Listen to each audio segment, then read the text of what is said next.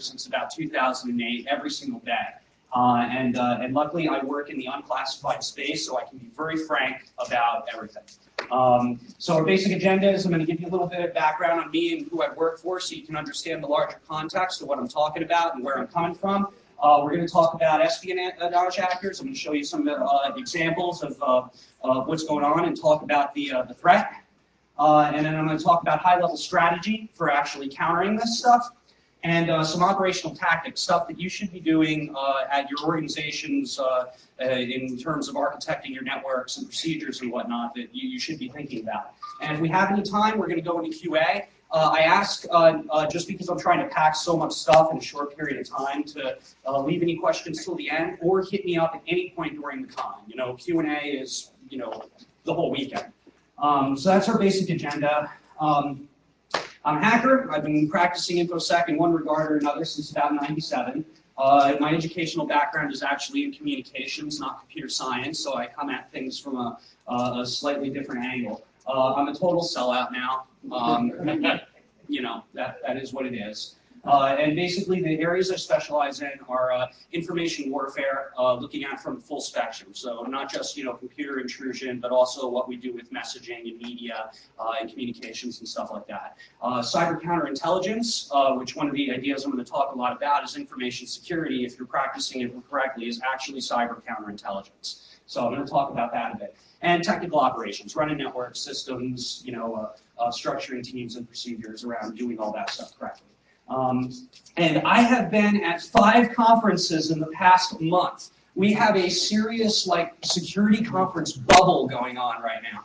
So I'm actually hoping this is going to be my last conference and the last time I give this talk for about a month to 2 months. I'm trying to hold out for, you know, one conference in December and SmooCon and then take a little bit of a break. And I'm proud to be one of the people who started PhreakNIC. I mean, it really deserves all the credit. And it's one of the reasons I'm so proud to be here, because it's so nice to see this thing is still running and you know, we're still doing it. So I work for the Center for American Progress. We're a Washington, D.C. think tank founded in 2003 by John Podesta, who was Bill Clinton's former chief of staff, and most recently ran Obama's transition team. And they basically formed the center because after you know, the Clinton administration was over, nobody had anywhere to go. I mean, literally, like, after the administration came out, they were sitting in an empty office building, like, you know, trying to run communications about stuff that happened with pardons and stuff, and sleeping on the floor. And, like, this can never happen again.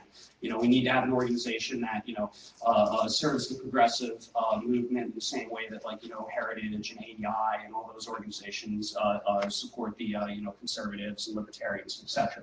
So that's essentially what we do. You know, we're 2 different organizations, technically, 501c3, which is strict educational and research and policy development, and a 501c4, which can do advocacy. We're not lobbyists. We develop policy ideas, we critique other people's policy ideas, we challenge the media. And we basically believe that, you know, through hard work and collective action, we can make America a better place. We can improve our families. We can improve our children. We can make the world better. And that's basically what we do. So it's a real high visibility organization. We have constant media attention, lots of high profile visitors. We have a conference center that's in our own building that's about double the size of this room. And we have, you know, 2-3 events going on a week.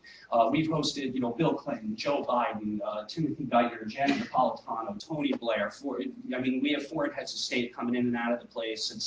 It's a real exciting place. We also have what might as well be a major media outlet. Think Progress has a larger readership than the Tennessee.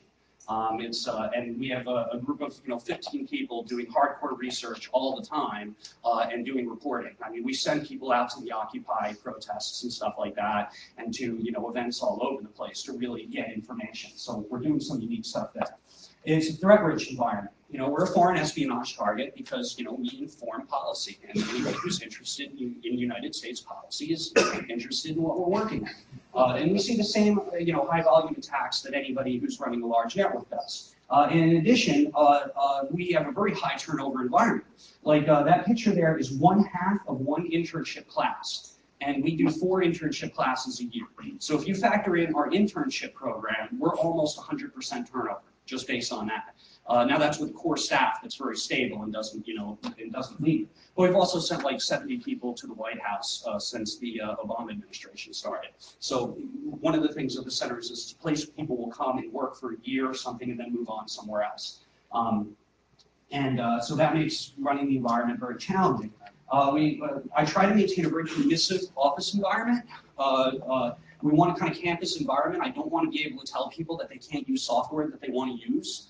So we try to be as flexible as we can, and that's a challenge in and of itself when you're trying to maintain a high security environment. And all the stuff that people say, oh, you gotta ban this stuff if you're trying to have a high security environment. In many cases, those are core business applications for us. We have people whose job it is to tweet, So TweetDeck is something I have to support the same way that I look at supporting Microsoft Office.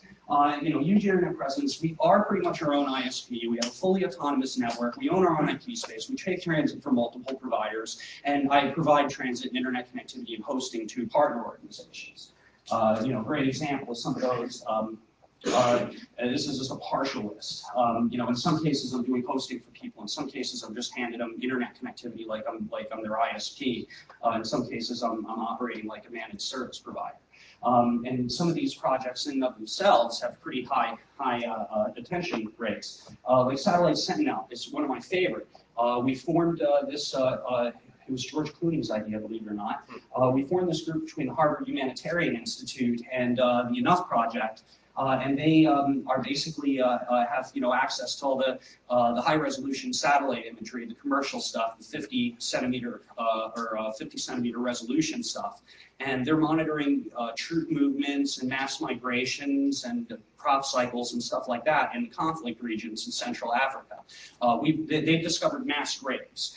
They've discovered troop movements that when they were like going to bomb villages and stuff like that and put out security alerts. I mean, they're doing hardcore freaking intelligence stuff there. It's mostly interns and stuff. It's amazing.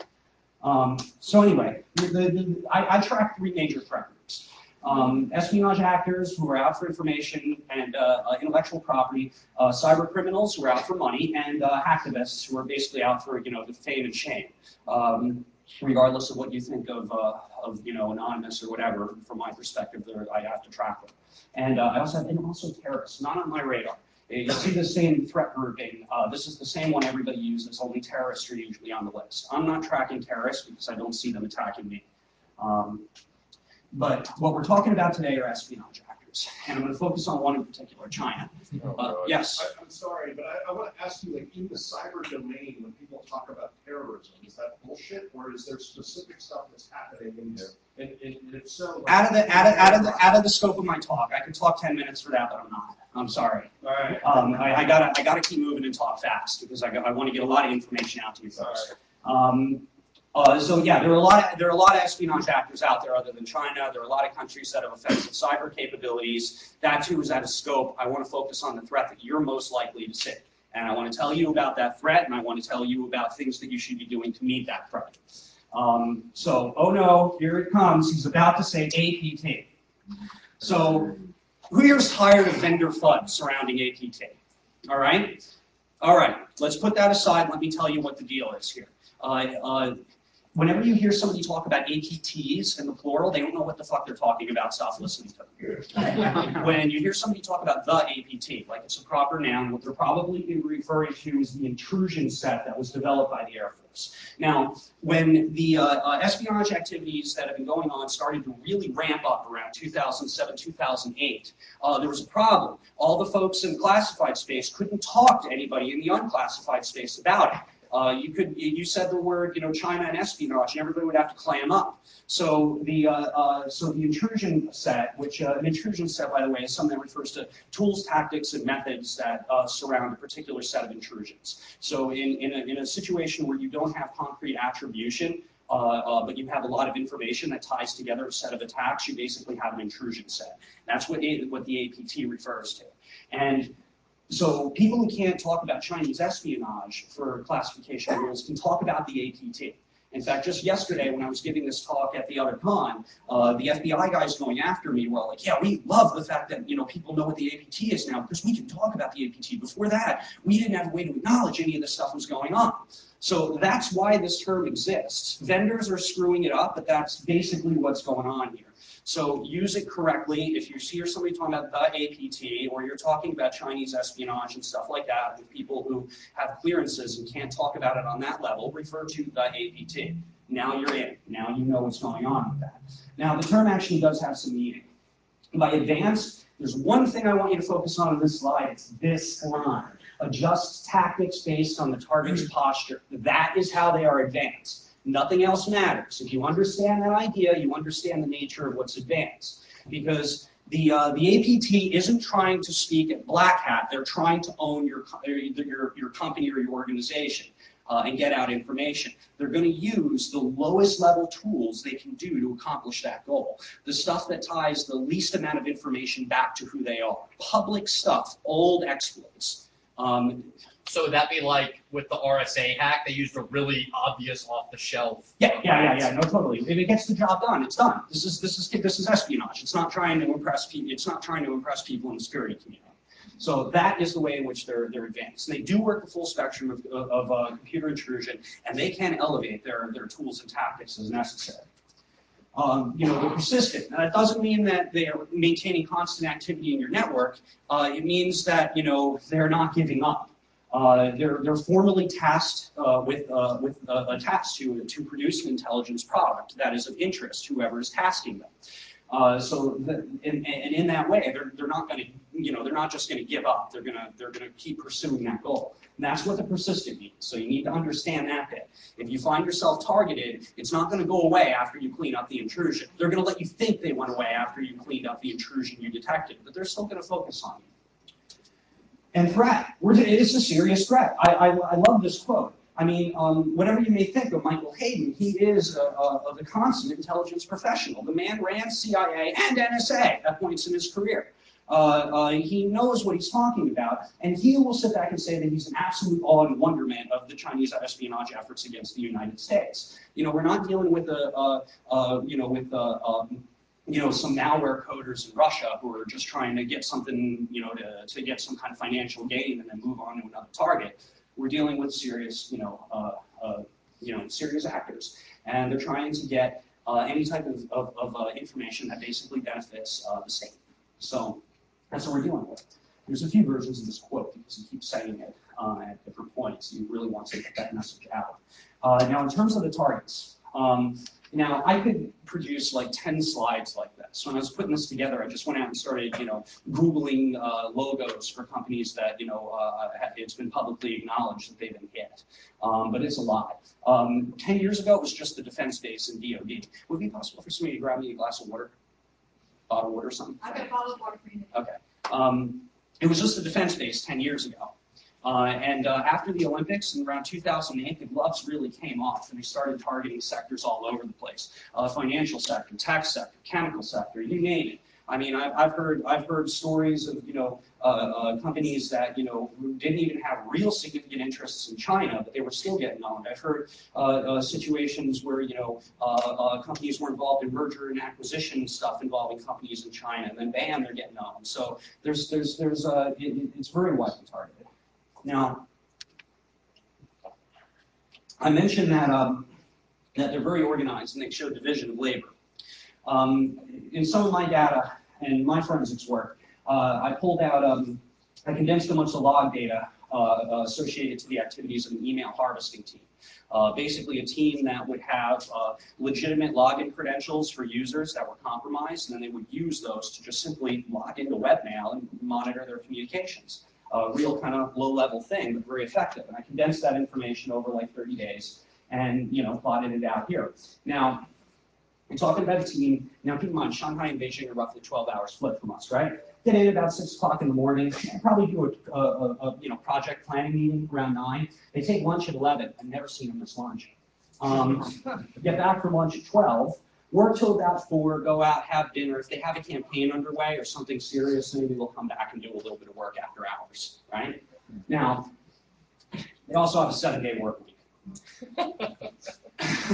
Now think about that for 1 second. That's a serious thing. How many people here run help desks and stuff like that? And you know how many people it takes to actually maintain a 7-hour or 7-day work week. You're dealing with multiple shifts and stuff like that. But maintaining constant workflow takes a lot of management and people. Well, when you see that kind of stuff, it's just one freaking team. So spear phishing is the way they get into most organizations. And I'm sure everybody here knows what spear phishing is, right? So one purposely bad example of misspelled name of the CEO of the company, saying, oh, there's been an adjustment to benefits, a long freaking email list, and then just a loaded PDF with payload, right? But these things get really good. This one was a situation where it was coming from an identity that was a former DoD offense official going to somebody who would definitely know them, that's worked in the past, with a very well-written email explaining interests about Chinese market barriers and stuff like that. Now, the only reason that the user might not have opened this up was because that person normally used, I think it was like a Gmail address and not a Yahoo address.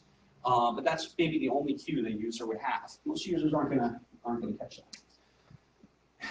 Here's another one typical in the think tank community. People will email their notes around to various associates, different think tanks, different organizations about trips and stuff like that. So the users aren't going to think anything of opening this. I mean, this one even claims it's going out to a list. So the fact that you don't see it too, not going to raise anyone's eyebrows.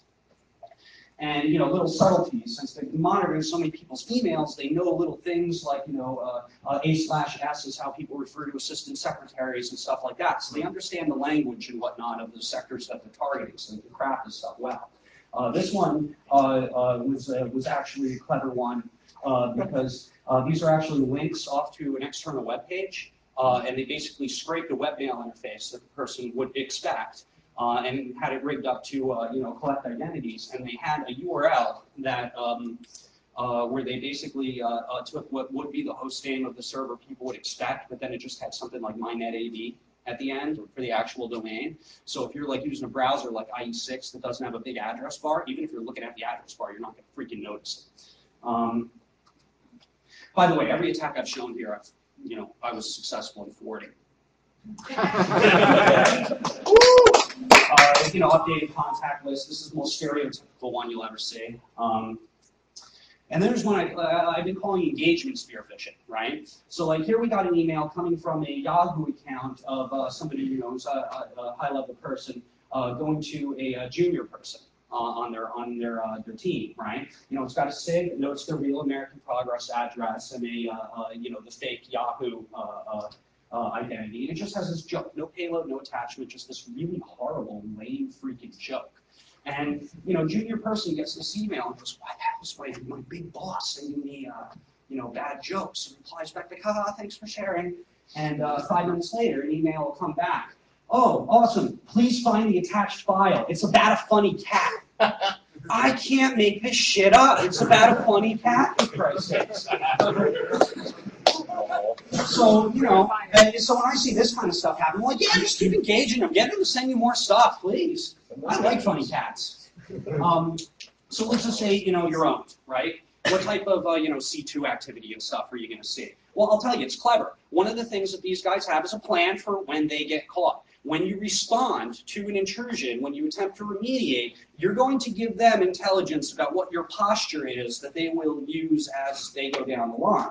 So, and they don't drop 1 or 2 malware variants on your net, they drop 6 or 7, right, across like 80 or 90 machines. So they might have a setup like this, right, where they have 2 malware variants and they have 2 different styles of beaconing. One will do a DNS query for a host name, and it will do an HTTP request using the IP and never referencing the host name. And another one will do a HTTP request, the standard HTTP 1.1 that includes the vhost and all that, right? So you can plot out in a grid the different type of things you can learn from if you respond to one and not the other, or if they pivot the DNS that it points to and one of them comes back online and the other doesn't. You actually, if you don't catch the entire thing, if you don't scope the compromise completely, you give them a lot of information about what your capabilities are. So you got to keep that in mind. You need to scope compromises before you respond to them. Do you guys do all your incident response internal, or do you have an external firm you work with, or? I'm not going to discuss that on the camera. Okay. And then you'll see like pure C2 or pure DNS C2, right? Where you have a host name and it responds back with an IP for like, the Google App Server, right? And then I'll have another host name that's just, got a www on it that responds with, a weird IP address, right? And internally it's coded that if it sees the IP address that it expects, it's just going to sleep. It's not going to do anything else. So basically, you saw a DNS request fire maybe once every hour, 2 hours, 3 hours, a week. That needle haystack. But if that IP is anything other than that, then it's going to make a outbound connection based on a port that it derives from that IP address. I put up the basic logic. Now, it's a common technique. This was one of the things that people didn't like to share about a year ago, but this is being used all over the place now. So here's the thing. You got a piece of malware sleeping on your network, and the only way you're going to detect it C2 is if you're doing some pretty hardcore freaking audit and analysis of your DNS logs, including responses. Maybe you could rig up your SIM so that it sees a DNS request for this, but the machine's never making connections to the actual IP. And you go, why do I get this stray DNS stuff? But even that's challenging because things do DNS prefetching and whatnot. So it's, you're gonna have trouble. There are many styles of C2 that you'll see, right? The pure DNS one, the responses that you'll see range anything from literally it's just going to give back a sleep time or a callback request to pages that contain HTML comments that have commands embedded in them. This is just basic base 64. If I recall, it comes out to be like S:300 or something for sleep time. If you remember the McAfee Shady Rat report that came out really commonly, the particular malware variant that was focused on used this kind of style stuff. There are additional, more specific intrusion set names that usually get applied to each type of malware, depending on which one of the APT, the different crews of the APT it's associated with, be it comment crew, soy sauce, shady rat, whatever it is. Image metadata, people have seen them using image metadata to get commands, so they'll fetch an image from something like Facebook or Flickr, and the image metadata will actually have the C2 commands, callback requests, stuff like that. So it's very hard. So the reality is that at some point prevention is going to fail. If you are targeted by an actor that basically wants to own you, is funded and resourced, you're going to go down. It's going to happen. So you need to plan for it. And there's a lot of different levels to that, which I'll go into some more. As I've said, they got plans for when they get caught, right? They're going to be persistent. They're not going to give up. So when you catch them, they're just going to go, oh damn, that screws us up a little bit. Let's see what intelligence we got about what their posture is so we know how to come at them better next time. The authorities are going to be of little help. I mean, I got to really hand it to the FBI. They've massively improved in the past several years. The clue level among their people has been steadily rising, and the leadership at the moment has a lot of clue. But still, the authorities are just of little help. You're going to spend more time providing them with information that's going to be shared with the community at large fighting these guys, then they're going to be able to provide you with stuff that's actually going to help. It's not like, CSI on TV where all of a sudden people start rolling through and doing hardcore forensics on machines. No, just because it's espionage, it doesn't become a TV show. What? Anyway. So I was saying earlier, you got to start thinking about this stuff as counterintelligence, not just information security. That paradigm shift in your thinking is one of the places that you really need to get. Let's see. So some key strategy points that we'll drill into more deeply. First of all, you must have top-down support in your organization if you're dealing with a threat like this, otherwise you will fail.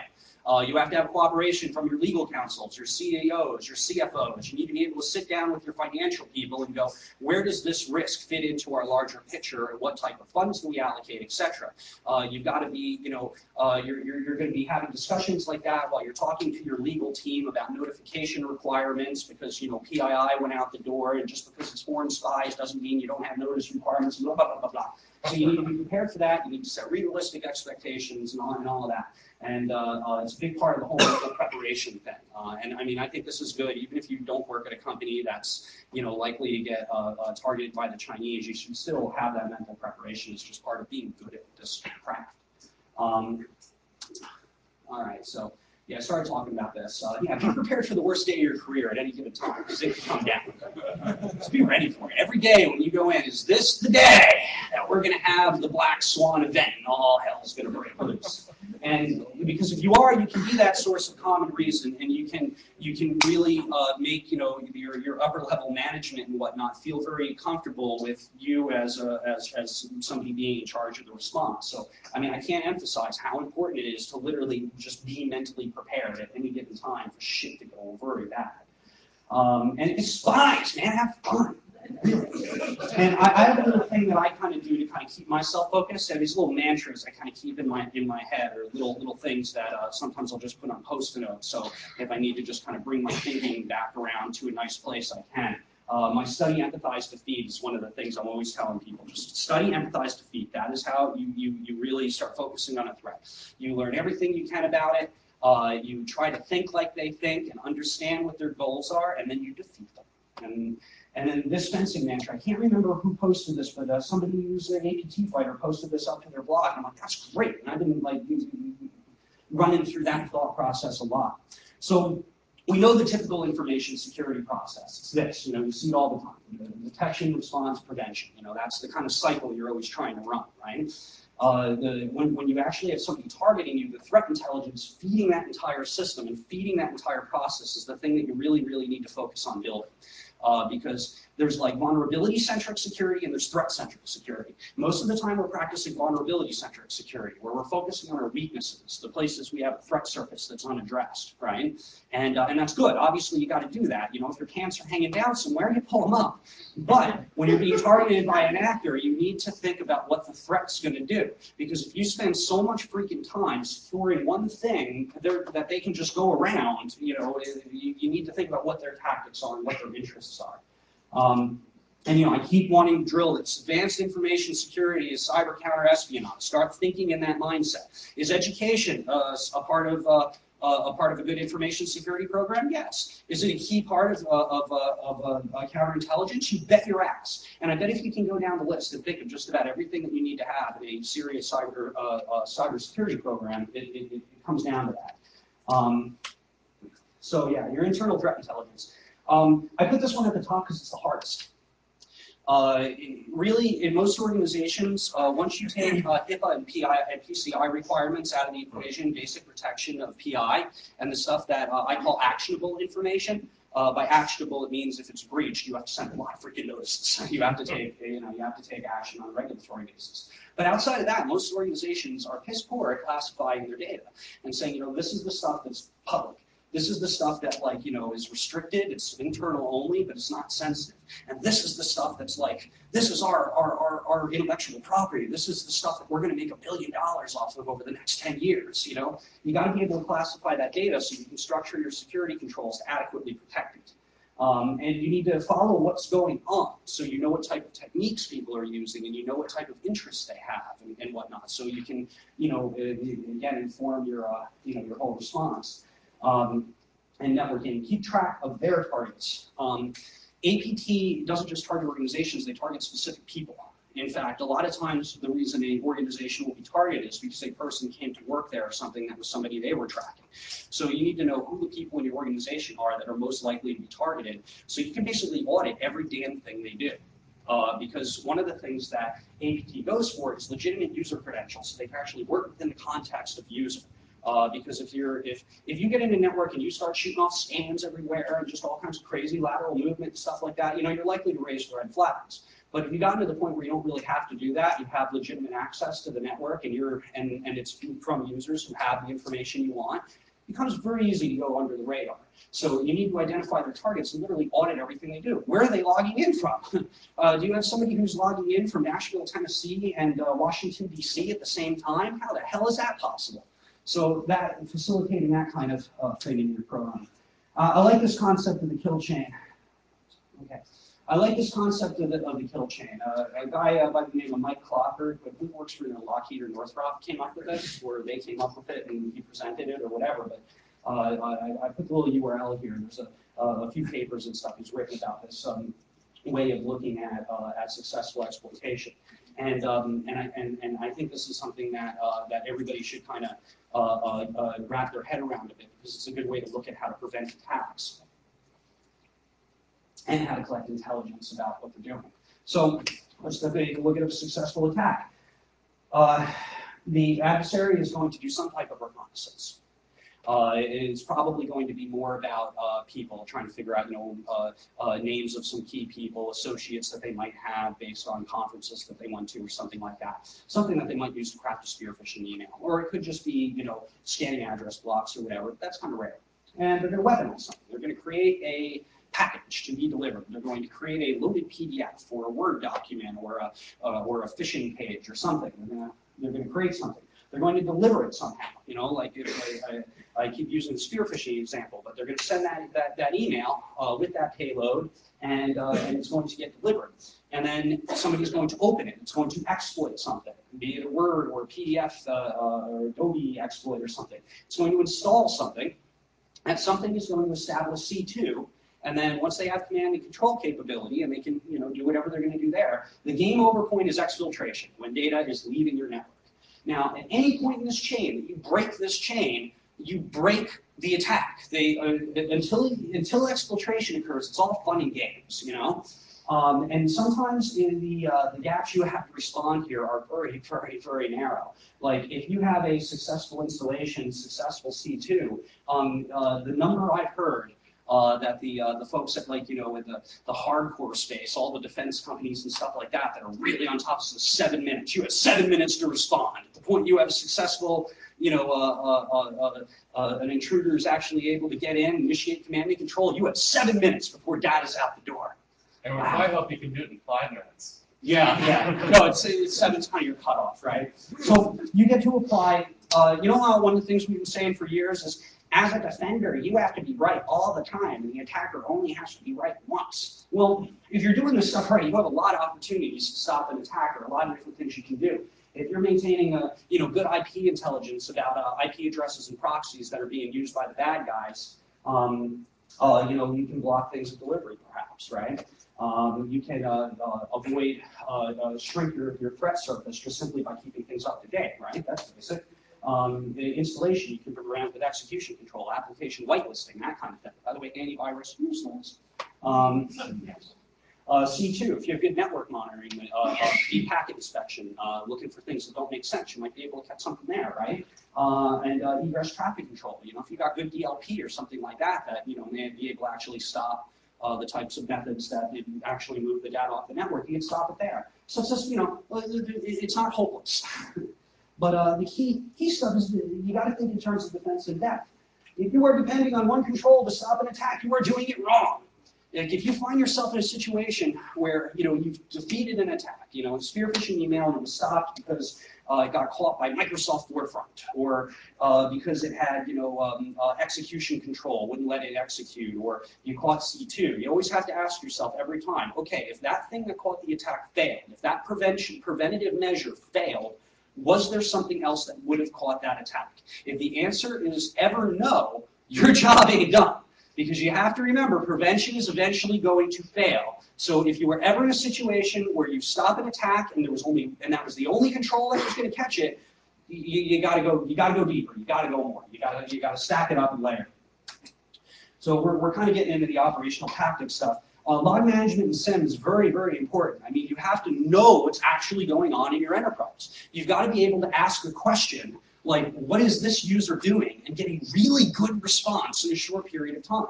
And one of the things that you got to be aware of is what I call the X-ray operator syndrome.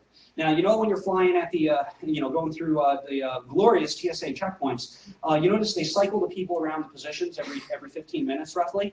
So nobody's operating an X-ray machine for more than 15 minutes. Nobody's sitting doing the stop, walk through thing in front for more than 15 minutes. That's because after you do stuff for a while, your brain starts to turn to mush and you miss basic things. So when you're looking at tool sets and you're evaluating the myriad of vendors who have all the solutions that are going to solve all your problems, keep that kind of thing in mind. When it comes to doing hardcore analytic work on something, and I've actually done little experiments with myself to try and figure out what it is. But in many regards, you have about 3 periods, 45 minutes a day, you can do hardcore analytical work. And that's your total, that's what you can do.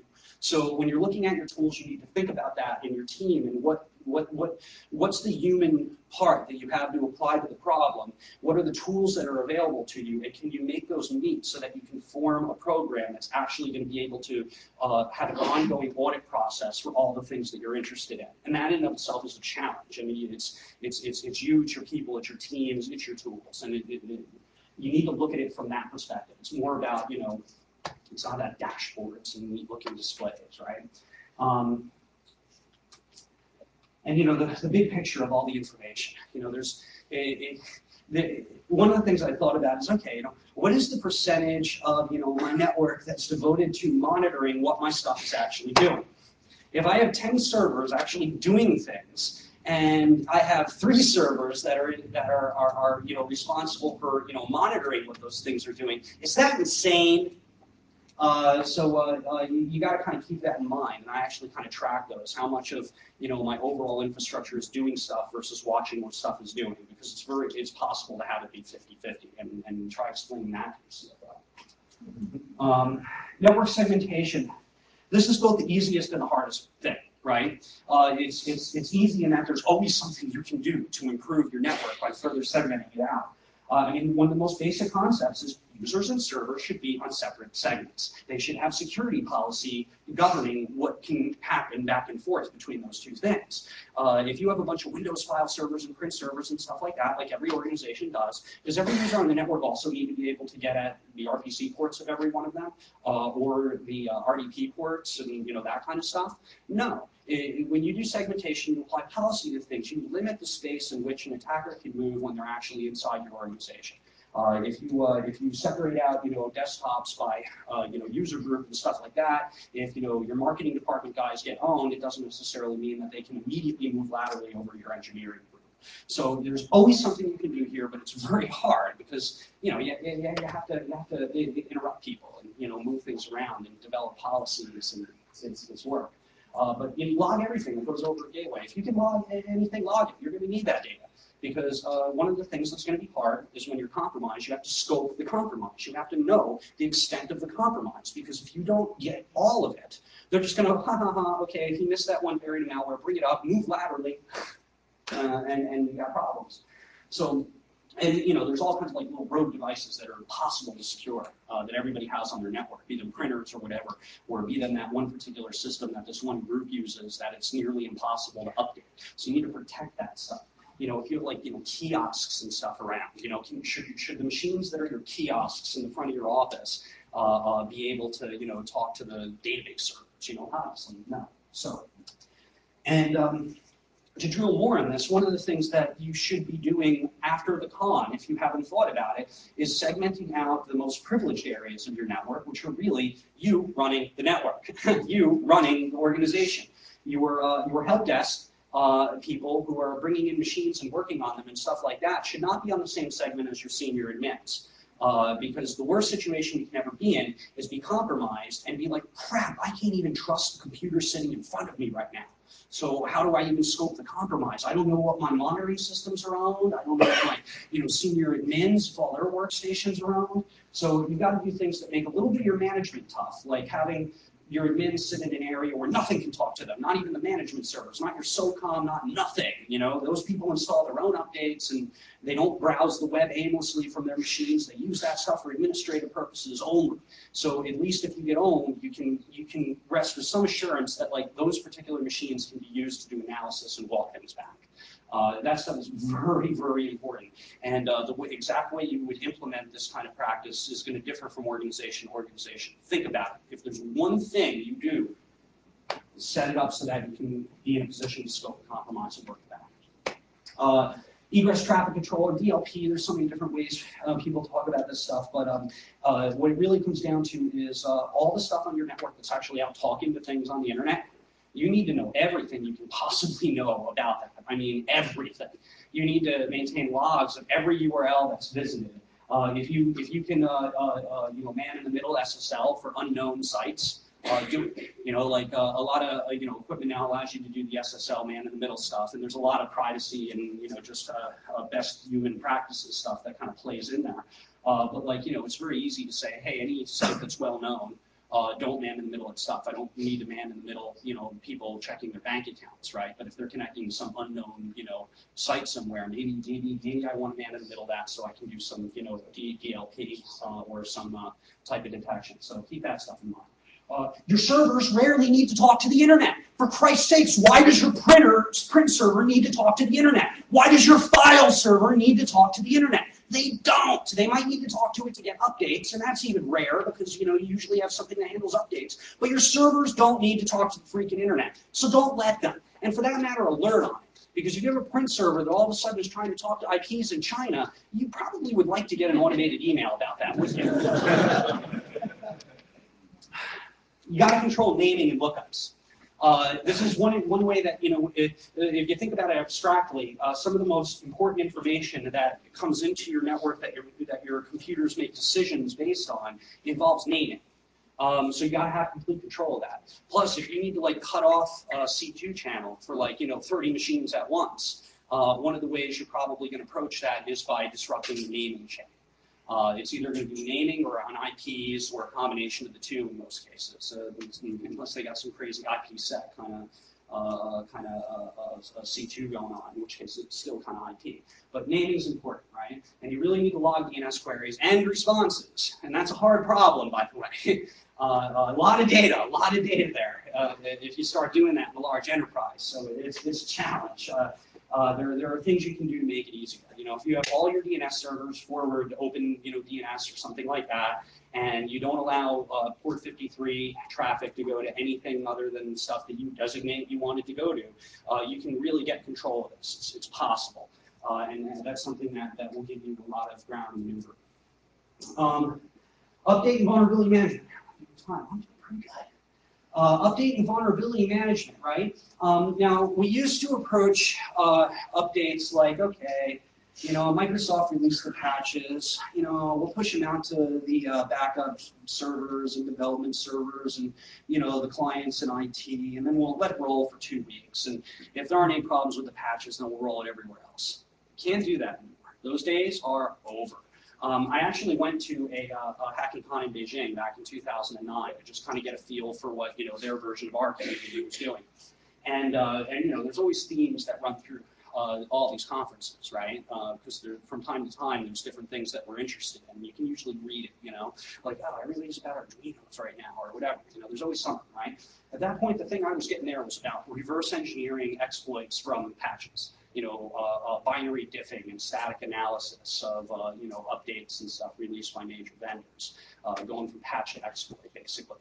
So, and from folks I've talked to in the forensic space who see a lot more stuff than I do, have said that, they do see that kind of play out, where like a patch will come out, and if the exploit wasn't in the wild, it'll be in the wild very shortly because people are working back from it. So vulnerability management, I look in the same context as managing updates and stuff like that, because you need to know what's getting missed. You need to have something that's actually looking out at what's on your network that isn't your asset management system, I mean, how many people's asset management system really matches reality at their enterprise? Yeah, not a single freaking hand went up. So you need that. And doing like, quarterly audits and stuff like that, okay, that's great. We can check some PCI boxes for that one, but it's really useless if you're trying to really actually genuinely be secure. So you need to, own some kind of vulnerability management system. And there's a lot out there to choose from, and you can go community on that one, and at least try to facilitate a process internally where you do scans every month and look for differences and stuff. There's a lot you can do. And the thing I'm all about at the moment, I am a total whore for Bit9. I love Bit9. I love you guys. They don't pay me. They don't pay me or anything like that. But no, seriously, application whitelisting, and I mean there are some other vendors out there who are doing stuff in that space. They're just the market leader. But basically, antivirus is completely freaking useless. Okay, how many people here have SEP deployed or McAfee deployed, and you still got like rogue AV infections all the time and stuff like that, right? Constant. Well, treat that like the canary in the coal mine. If you got rogue AV popping up every so often in your organization, you haven't got a hope about going up against somebody who's actually specifically targeting you. Because I mean, I keep using spear phishing as an example. It's not the only way. I mean, you can, shoot people links over IM, and they'll happily click. And there are a lot of clicks that you can't unclick. So turning the antivirus model upside down and saying, okay, we're not just blocking a blacklist, we're enforcing a whitelist. We know what we want running in our environment. We push out all the software to people. We know what it is. And anytime anything falls outside of that, we want to have the ability to say no, or no, rather, we want no to be the default. And we want to say, oh, okay, I see you're trying to install that application. Okay, we'll let that one fly. That's just one of the things you should be doing. If you're not looking at application whitelisting within your environment, you need to. I mean, I fully, just do it. Do it. It's one of the most effective things you can do. And man, I actually raced and I think did this faster than I've probably ever done this talk. I guess the time schedule made me talk faster. So I probably did breeze over a few things, but we can go into Q&A and it'll probably be pretty lively. Okay, I didn't see who raised up the hand first, but I know two of you really well, so I'm going with this gentleman. So when you're in Beijing, do they call us like, are we their advanced persistent threat? Do they view us in the same way? When I was in Beijing, nobody would talk to me about that, for good reason, and I was very touchy about what questions I asked as well. But basically, China regularly plays the victim card as well. Well, we're subject to hacks all the time too. So yeah. And is there offensive operations our part against the Chinese? I don't know. That's way above any pay grade that I don't even have to begin with. My take on it is we tend to follow a different set of rules than some actors. And the way that the Chinese look at things and the way we look at them are a little bit different. We kind of have this mindset where we see ourselves as either being in a state of war or a state of peace against any given adversary. The Chinese doesn't look at that. And their core interests are really achieving parity. They don't want to be in a situation where we have a massive technological advantage over them, because they kind of look at our system and go, man, these guys change their mind about things a lot. Every time they have a major administration flip over and whatnot, it's almost like they can't run the place for a little while. They have a way they look at us, and they're concerned about us. Because if you look at China, out of the past 20 centuries, 18 of them, they have been the dominant power in the world. And there's only 2 of those centuries that they haven't, and those have been ours. So like they got a little bit of a chip on their shoulder in some regards, and it's probably a bit deserved. I know I kind of went around that question in a strange way, but no, I don't directly know of any U.S. condoned offensive cyber operations against the Chinese, but I also don't know that they don't. You, Tom. So I feel like your presentation touched on this question, but I want you to address it more correctly.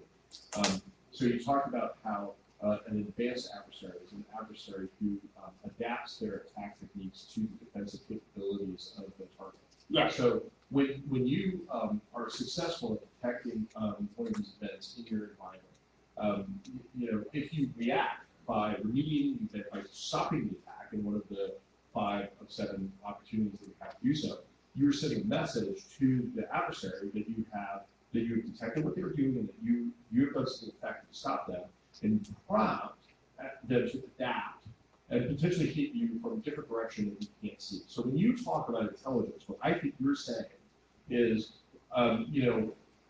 basically, maybe I want to let you go ahead and get in my network, and I want to watch you.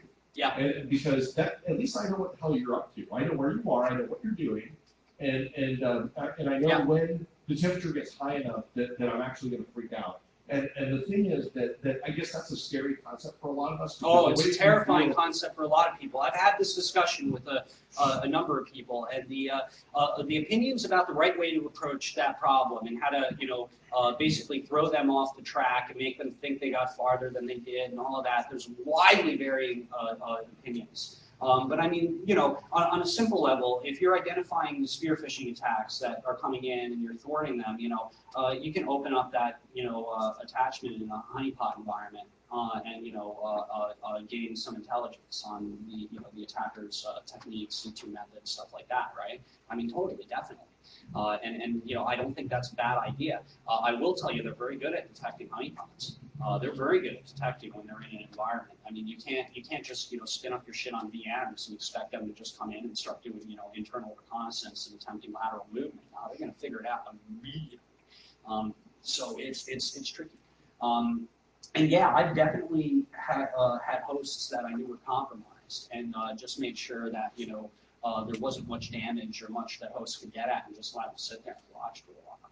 I'm not done. I feel like there's this you have a concept of what the different compartmentalization zones you have in your environment are, and you have a concept of what monitoring capabilities. I'd like it to reality we did. You'd love to get to this state, right? Yeah. And then, if they breach the system here, you know that they're 2 layers away from the thing you really don't want them to have, and you have X, Y, and Z capability to monitor them, so you can comfortably let them proceed. But I don't think that anyone is at that level of sophistication. And one thing I'd just like to point out here, I'd like to is when I would say advanced information security is really cyber counterintelligence.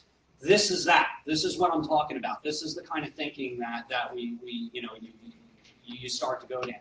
And yeah, but I will conversely say I have talked to people at some of the places who take this very seriously, and their attitude is, no, we stop the attack, we shut them down, they do nothing, we don't play with them, we just stop it dead, and you're right, you do give information about your posture. So I attempt to send false signals all the time, man.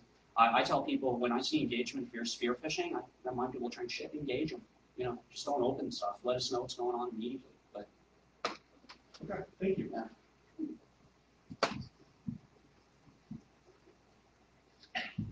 So I completely agree with you about antivirus sucking and them, basically testing their stuff to make sure that it's getting by antivirus before they ship it.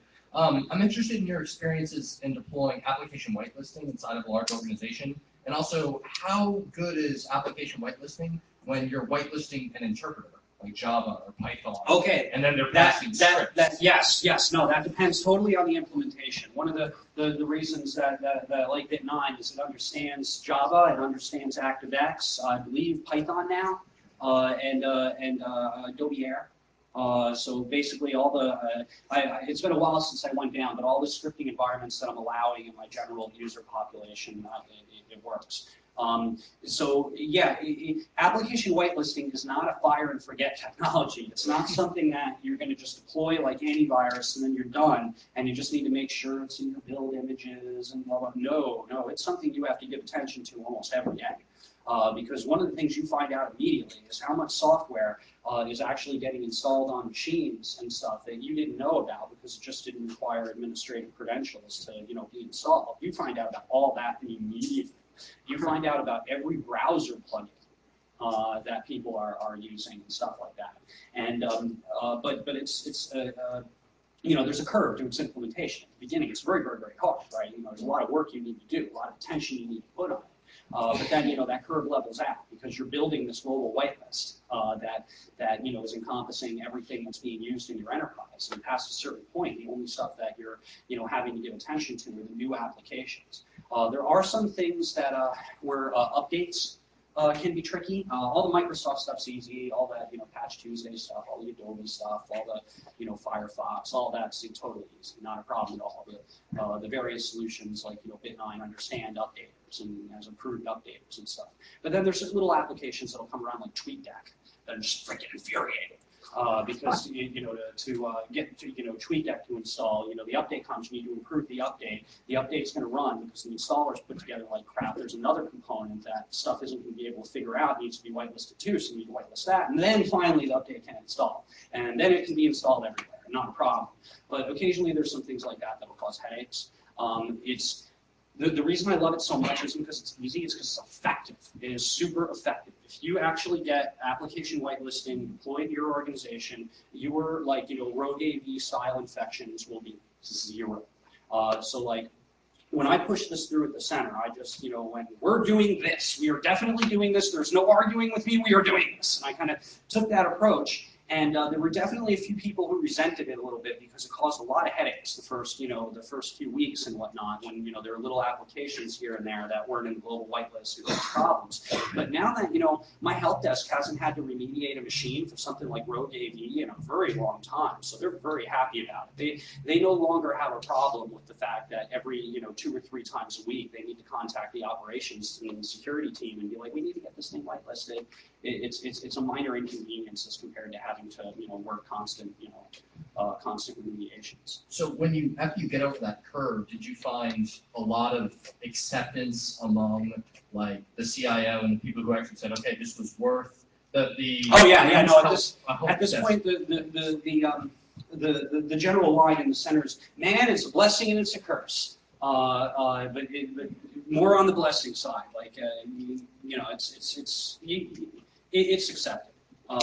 Once it gets rolling, once you really have it well deployed, people like it.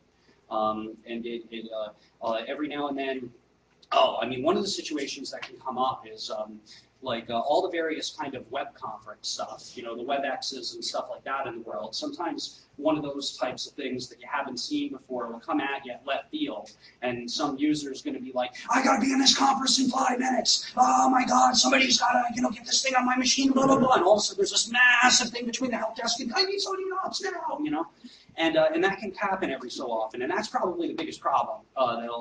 So we just have again, a lot of things you encounter with user education. So it's like, if you got a webinar, you're going to make sure you can load the webinar software a good hour or so before the webinar, test it out. So there are ways you can get around all the user acceptance problems.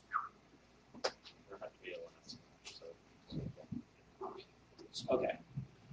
I was just curious if you found any good sandboxing solutions for applications. No, I have not. In fact, I can take on interns, right? So if anybody wants to come to the center and build a sandboxing environment and stuff like that, apply to our internship program. Let me get you to do that.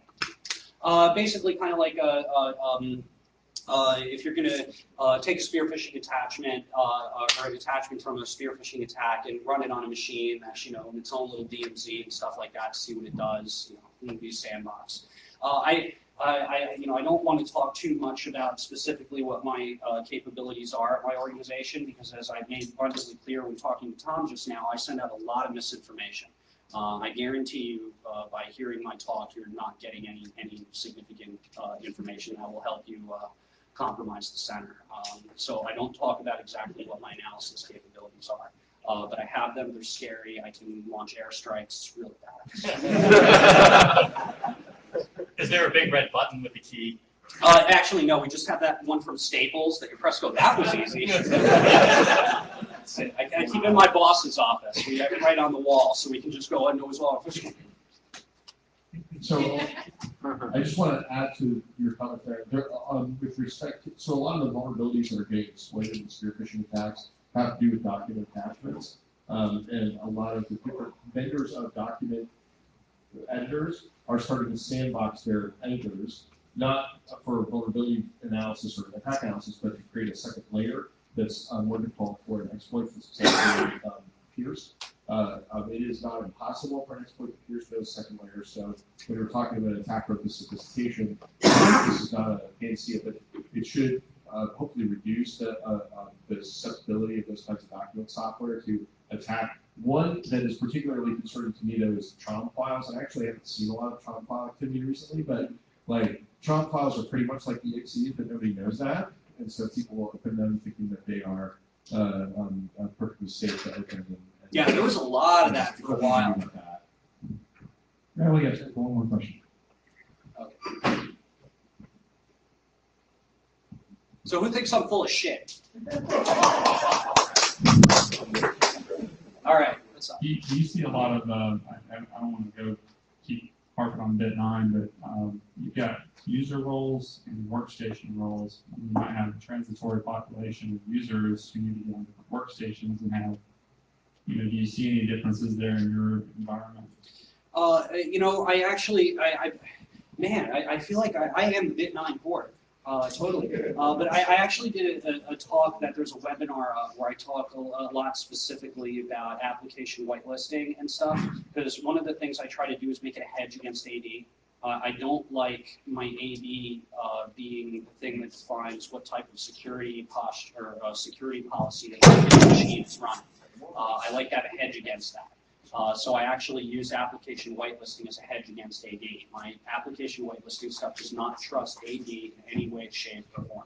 And that comes down to that layered security control thing, where, you know, if you're depending on one set of controls to prevent an attack, it's bad. So I kind of look at and approach the whole problem differently. I guess a user who has the potential to access more classified data on a workstation, would you want to further restrict, like, don't let them run Adobe Flash if none of their apps need it, but if somebody came on and needed it, it's a shared workstation?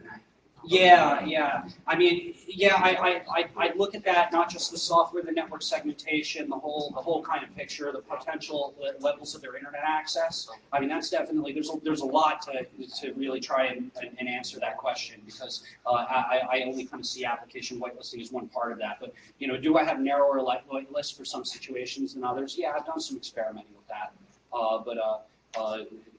The other talk I've given about that, I talk more about it, so I probably should forward you to that one. But, all right, I don't want to run into a rock this time now. I'm right at my point. Thank you all very much. Thank you.